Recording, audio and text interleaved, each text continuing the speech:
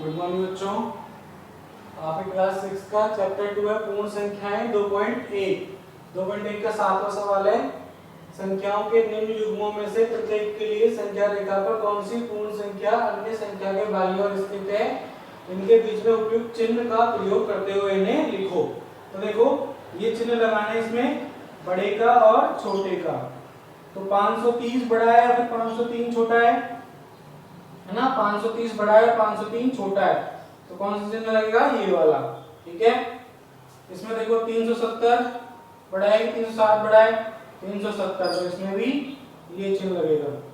इसमें देखो 98,765 56,789, तो इसमें ये चिन्ह लगेगा।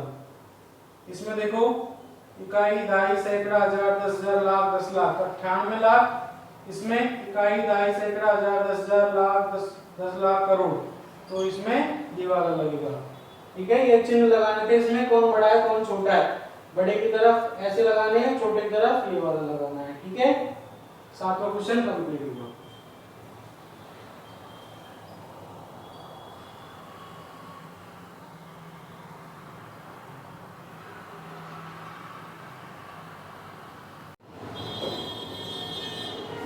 आठवां सवाल है, निम्न कथनों में से कौन से कथन सत्य हैं और कौन से कथन असत्य हैं, हमें बताना है। तो पहला है शून्य सबसे छोटी प्राकृत संख्या है। तो शून्य सबसे छोटी प्राकृत संख्या है क्या? नहीं है, नहीं है। प्राकृत संख्या क्या होती है? 1 2 3 4 5। ठीक है, प्राकृत संख्याएं क्या होती हैं? प्राकृत संख्या होती हैं जो 1 से शुरू होती हैं ना, 1 2 3 4 5 ऐसे प्राकृत संख्याएं 1 से शुरू होती हैं। तो शून्य सबसे छोटी प्राकृत संख्या नहीं है, तो इसमें आंसर आएगा नहीं है। ठीक है, 400 संख्या 399 का पूर्ववर्ती है। पूर्ववर्ती यानी एक पहले, तो क्या 399 से एक पहले है? ये नहीं है, ये भी क्या कह सकते हैं इसमें हम? असत्य। इनको क्या बोलेंगे? असत्य। ये भी क्या है? असत्य है। ठीक है, 399 से पहले कौन सी आती है? 398 आती है ना, 398 आती है ना, 400 नहीं आती। पूर्ववर्ती यानी एक पहले। ठीक है, ये उतारो। ए और बी हो गया। अब है सी और डी। सी देखो, शून्य सबसे छोटी पूर्ण संख्या है। तो पूर्ण संख्या क्या होती है? मैंने लिखवाया था पहले। पूर्ण संख्या 0 1 2 3 4 ना, तो पूर्ण संख्या 0 शुरू होती है, तो सबसे छोटी पूर्ण संख्या हो गई, इसलिए क्या आएगा? सत्य आ जाएगा। ठीक है, डी 600 संख्या 599 का परवर्ती है। परवर्ती यानी एक ज्यादा, तो 599 में एक जोड़ेंगे तो 600 आएगा, तो इसमें आंसर क्या आ जाएगा? सत्य। ठीक है, इसमें आंसर आ जाएगा सत्य।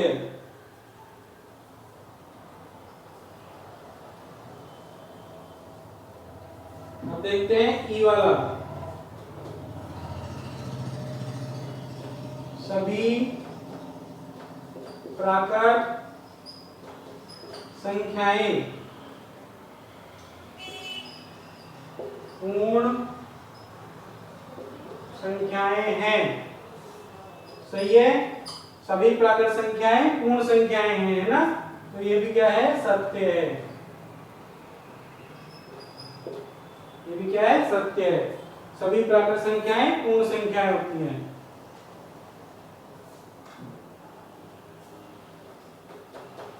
F सभी पूर्ण संख्याएं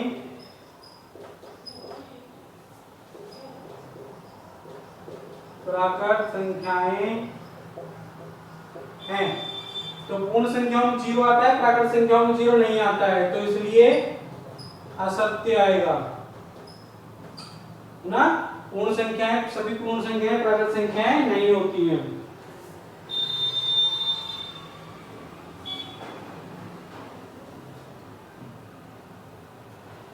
जी देखो, दो अंकों की पूर्ण संख्या का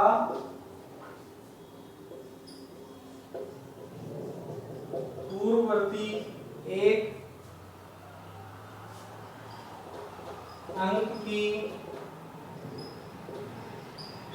संख्या कभी नहीं हो सकता। तो क्या है ये? असत्य है। क्यों? क्योंकि देखो दो अंकों की पूर्ण संख्या मान लो 10 है, उसका पूर्ववर्ती एक अंक की संख्या कभी नहीं हो सकता, बल्कि हो सकता है ना 8 भी हो सकता है, 9 भी हो सकता है, तो इसलिए ये असत्य है। ठीक है जी, खत्म। अब आता है एच। एक सबसे छोटी पूर्ण संख्या है, तो ये भी क्या है? असत्य है। पूर्ण संख्या सबसे छोटी कौन सी होती है? 0 होती है। ठीक है, एच आई।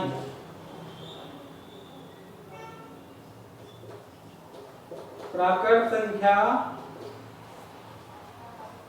एक का कोई पूर्ववर्ती नहीं होता। प्राकृत संख्या एक का कोई पूर्ववर्ती नहीं होता है, बिल्कुल सत्य है ना। प्राकृत संख्या में एक से छोटी नहीं होती है।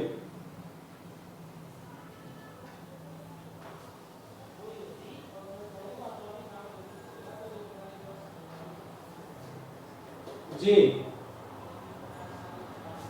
पूर्ण संख्या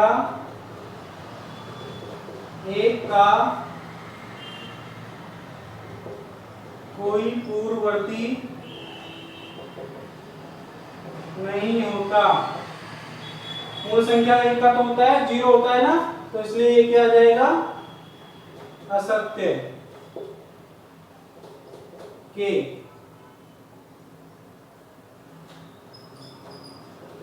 पूर्ण संख्या 13 संख्याओं 11 और 12 के बीच में स्थित है। पूर्ण संख्या 13 11 और 12 के बीच में आती है क्या? नहीं आती है ना, तो ये क्या होगा? असत्य। ठीक है,